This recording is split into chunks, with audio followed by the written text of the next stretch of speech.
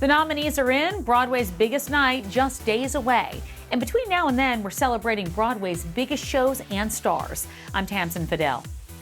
Purpose, the new play from Brandon Jacobs Jenkins, is one of the most celebrated shows of the season. 6 Tony nominations, and now the winner of the 2025 Pulitzer Prize for Drama. I had a chance to sit down with one of the stars, LaTanya Richardson Jackson. So I'm so thrilled. I heard this play described as the perfectly written play. It is the perfectly written play by Brandon Jacobs Jenkins. He is a phenomenal writer, totally prolific, and incredibly genius. As an actor, well, first of all, as a director, this is the kind of piece that I think Felicia would not give up the reins to, because when I first heard that was asked to do the piece, I said, oh, do they want me to direct it and let Felicia be in it? Right. And they were like, no, and don't say that to her. I was like, well, I can see her playing Claudine, and because I read it and said, are you either sure? way, either way, I'm attached to this. Good. But it's something that you're just drawn to, that you never really even think about getting. It used to be a dream. Most actors just want a job, so you just get that, and sometimes you get that dream, and this is the dream. How did this come across your desk?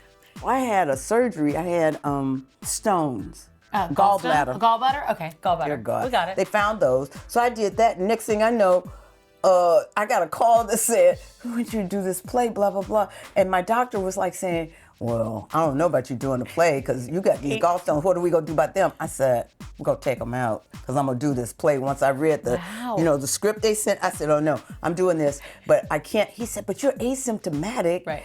We don't even know how long they've been there. You just want to elect. I said, I'm electing to do this surgery. So we did the surgery. I told him yes. And then I had talked to my doctor. I said, okay, this rehearsal starts on January 21st. He said, that's the 2-week mark of having the surgery. He said, we have to do, that'll be your come back, talk to me. I said, we'll do it by Zoom. I'll be in the theater. I'll be at the theater. And we did. I love that. And That's we amazing. did. And it's been an incredible, I said, because somehow God has dropped this in my lap. And my purpose is to be there. And how are you feeling about audience response? Because it just has to be The audience is incredible. Yeah. They are. They're so good. They're so inviting. The cast is incredible. The show is incredible. The writing is incredible. This is it. You're incredible. No, listen, thank you. This is the convergence of 3 great ideas, the playwright, the writer, and the cast. So, and then the audience comes in and provides a different dynamic for you. They're like the sounding board of everything that you have to give out. And they give it back to you, you know what I mean? You can feel the weight in the room. Want to see more of my interview? Head over to Broadway.com for an extended cut. Tony winner Jonathan Groff looking to score back-to-back wins at this year's ceremony. He's nominated for Best Actor in a Musical, playing Bobby Darin in Just in Time. Let's send it out to Paul Wontorek.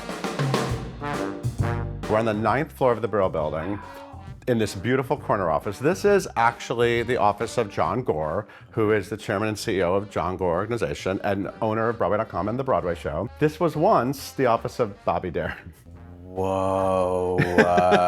According to my sources, maybe 1963. I think he started TM Music, like a music company. Yes. And that's the year he got an Oscar nomination. Wow. Right? Yeah. So it was probably like a real height of his career moment, like overlooking Times Square. He's with Sandra Dee at that time. Yeah, I'm sure as well. she was in here. And we're just, a block from Circle and Square Theater. Wow. Where you're playing Bobby Darin every night. This is a real New Yorker, this guy. What's it like walking, the steps of a man like that? I know, it's interesting because Bobby Darin was this playboy crooner. Yeah. I'm, from Amish country, Pennsylvania. Like, in some ways, we couldn't be more opposite. And yet, from 7 years ago, when I started singing his music at the 92nd Street Y and this thing, I felt this kind of primal connection to him as a performer. And I think that what I connect to him most is this kind of passion and love for the audience and the need to perform. And then his music, I am fascinated. I mean, he came onto the scene with Splish Splash, which is kind of like a late 50s pop tune. And then he took a left turn and went kind of like Frank Sinatra and Sammy Davis were like the decade before him. Yeah. So after getting that pop hit, he then went into standards with this album. But then many left turns. His career Many went left down turns. so many paths. Yes, and then it was like, I mean, by the time it was the late 60s, early 70s, he was into the whole like folk scene. Yeah. And so I also really connected with his ambition of finding a connection to all of those different places musically. He really did it all. Someday, I don't know how, I hope she'll hear my plea. Some way, I don't know how, she'll bring her love to me. His life story is, wow. He died so young, 37. Yeah. It's very easy to look at the story in kind of sad terms. I don't know if that's what we're getting in your Broadway musical. What is it like digging into the story, and how do you look at his story? When we start the show at Circle in the Square, people are coming into a kind of immersive nightclub environment. When we start the show, I'm beginning as myself in 2025 with this audience right now in this theater. As we were developing the show, that felt like kind of the most essential way to start the piece because of his kind of superpower of being in the present moment. I think part of his ability as a performer to be so extremely present was because of kind of the most essential piece of his life story, which is he was born with a weak heart. Yeah. When he was 8 years old, he got rheumatic fever, had several bouts with that, and then overheard the doctor tell his mom he wouldn't make it past the age of 16.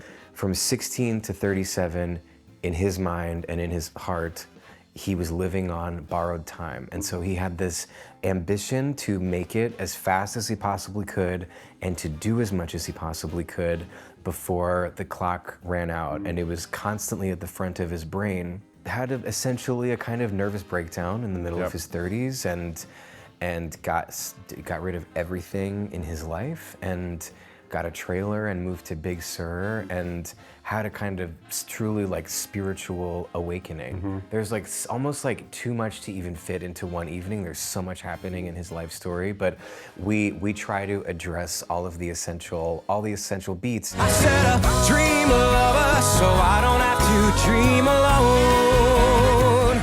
But we're really telling a story of joy, and right, it's a concert and it's a celebration. Exactly. I find it inspiring. What I hope and what I feel when I am inside of the material is this like deep, profound passion for life. Even to feel I'm taking drum lessons, I'm taking piano lessons, and to feel those like pathways in the brain grow and to feel that kind of expansion is so thrilling and makes me feel alive and makes me feel grateful to be alive. We're still drinking the potion for the new musical comedy Death Becomes Her, a fight between best frenemies for eternal life. Yes, everything I do is for the gays. Fresh off an Oscar win for Wicked Part 1, Paul Tazewell just picked up a Tony nomination for his incredible costumes in Death Becomes Her.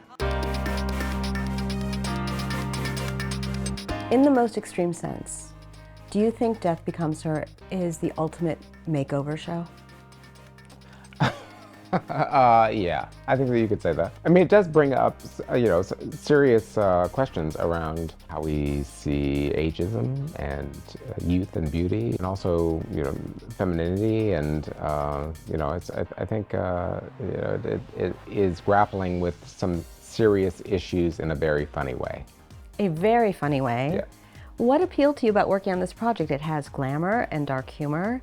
I love the film with Meryl Streep and Goldie Hawn and Bruce Willis. I mean, I fell in love with it. I remember cackling through the whole thing. Then to approach it as a musical with this wonderful cast, Megan Hilty, Jen Smart, they're amazing. Michelle Williams, that I dressed in The Color Purple, and now to dress her again, it's really a wonderful.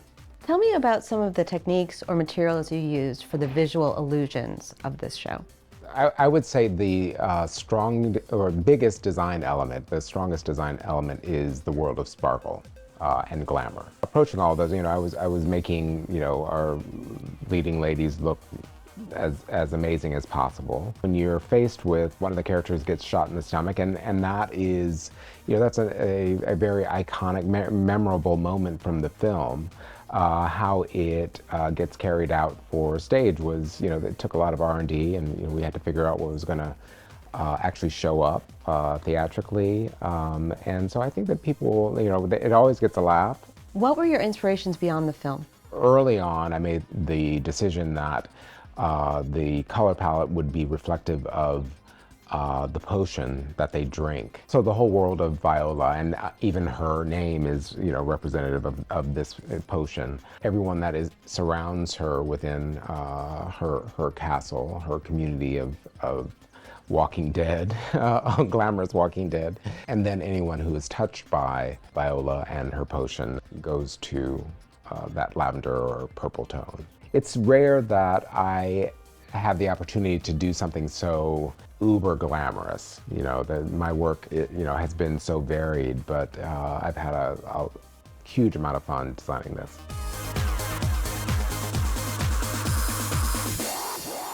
It's time to take a walk with a Broadway star, so let's send it out to Charlie Cooper. Criss, thank you for joining me. Charlie, we're literally in the chaos of Times Square. The chaos of Times Square.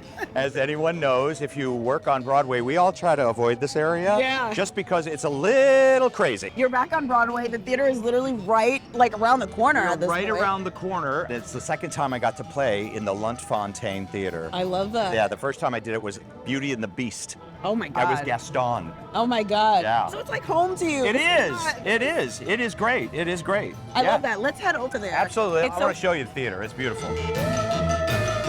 So now you're playing Ernest. Ernest Menville. Oh my God. And if you know the movie, it's Bruce Willis. Absolutely. So, and I'm so excited about this. And the funny thing about Ernest Menville is he's kind of like the everyman, and he's really boring. And the costumes that you will see in the show, everybody in the show is glamorous beyond belief. Paul Tazewell, our amazing costume designer, he's made some incredible costumes for everybody. My character gets the most drab clothes you've ever seen in your life, and I am living for it. Everyone else is covered in diamonds and furs and everything, glamour, glamour, glamour. And then there's this schlub, me, and I'm so excited about that. That's so funny. Yeah. You know what? When I think about the movie, yeah, I think about all of the special effects. Oh. And people being blown away by that. Yeah. I can only imagine that this show has extra special things to bring to the audiences. What are some of those things that you can share without giving any spoilers away? Well, I will just say this for the audiences coming to see, if this is their favorite movie, or if they're very familiar with it, you're going to get all the greatest hits. Yeah. You're going to get all the things that were in the movie. However, our writers, who are Marco Panett and Noel Carey and Julia Madison, they have written a whole new script and a score. And so they all three of them work together as like one amoeba of comedy. Love that. And they wrote this thing, and it's really great. And so they've taken the script from the movie and just kind of like, we're gonna make it our own. So there are things that you will love, and there are things that from the movie that are in there, because I know that if we didn't, there would be mutiny from the audience, I'm sure. Of course, yep. But there are some really amazing surprises that are happening. The special effects that are coming along, I don't really want to comment too much on because they're really great and amazing, and they're magic. I have to ask you about your Ernest. How do you make that character your own? Because Oh. obviously this is a cult favorite. Oh yeah, it's a cult favorite, and I've actually done parts before, like in Shrek. I did Lord Farquaad, which was done by John Lithgow. You have to make it your own, and you have an amazing director like Chris Gattelli who will let you, and the creative team as well, who will let you find your way and whatnot. I'm so excited about because I get to work with Megan Hilty and Jennifer Simard. And Jennifer Simard and I have now done, 90 shows it seems. So I get to work with Megan Hilty as well. And Megan Hilty is unbelievably funny. Jennifer's unbelievably funny. They sing their faces off like you wouldn't believe. The comedy is ridiculous. And I'm the guy that's kind of stuck in the middle between them. Come see us, Luntfontein.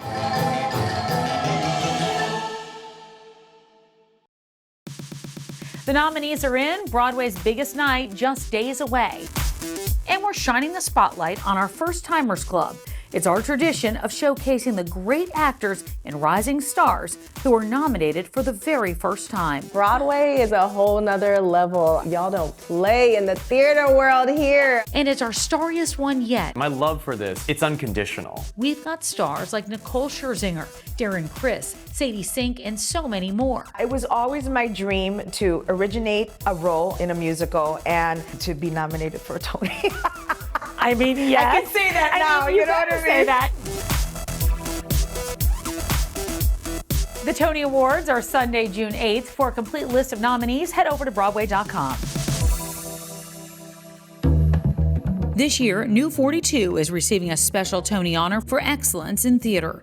Let's flash back to Perry Sook's look at this vital part of the arts in New York City. We are down on the 5th floor in the green room. I can't think of a better way to start the tour. This is where everybody comes to take their break. And there is the man himself giving us our tour, Ed Stallsworth, Director of Operations. Ed, thank you so much for joining us today. Thanks for being here. So we're here in the break room. I guess this is kind of where everybody meets up, and this is where we see people right from the Notebook right here taking their lunch. Yeah, it really is. With the 14 rehearsal studios, a really great thing is that they all have the opportunity to come down here and have lunch and catch up with old friends, people they used to do shows with, people they haven't seen in a while.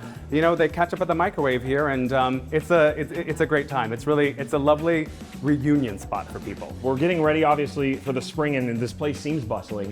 Does it always get busier before the big season, reveals of shows? Absolutely. I would say, in the fall, we are just slammed for all the fall stuff that's coming in. And then come the spring, everything just explodes again, which is really, really fantastic.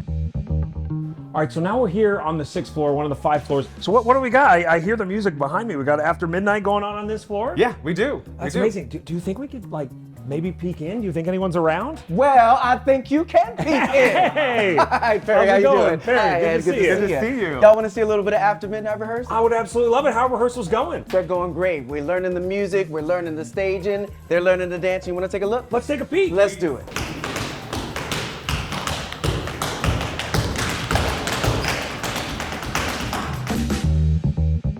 Well, I can't think of a better place to end the tour. This is a beautiful office overlooking 42nd Street, here in the office with the CEO himself. So Russell, when you have a season coming like this and that energy, do you feel that pickup when you have new shows, coming in and almost every room is booked? Yeah, I mean, what's wild about being here, and sometimes I think I do it along with some of our staff, is you just ride the elevators. Because if you ride the elevators, not only are you going to know people coming sort of on and off from floor by floor, but what's really fascinating is to watch them, the artists in the building, recognize each other. And to see the camaraderie and the love and the artistry on the elevator. And we've had people, playing guitar on the elevator. We've had people singing on the elevator. And as each door opens, it's a different sort of soundtrack to what's going on that floor. And it is pretty spectacular.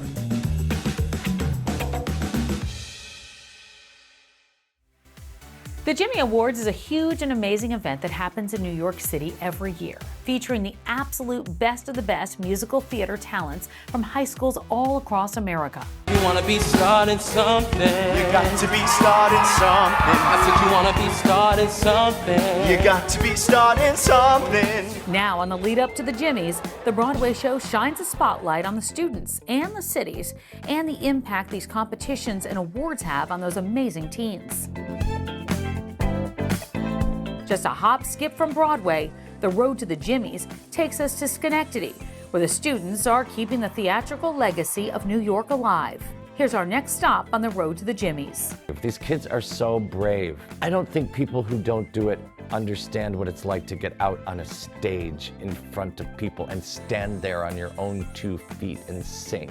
I mean, it's an extraordinary thing. I mean, you're on a football team, it's okay, you got your teammates. My guys will pick me, carry me along.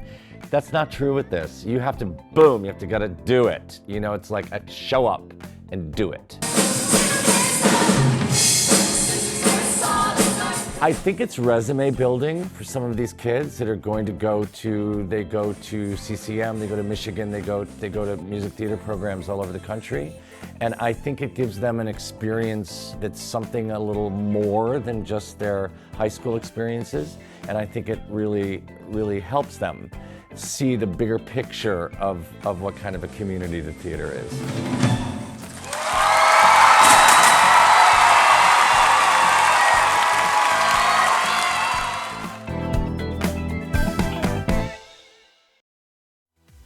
And that's going to do it for us. But for tickets, or if you want to see extended cuts of all these interviews, head over to Broadway.com. And be sure to check out The Broadway Show Uncut wherever you get your podcasts. I'm Tamsen Fadal, and this is The Broadway Show.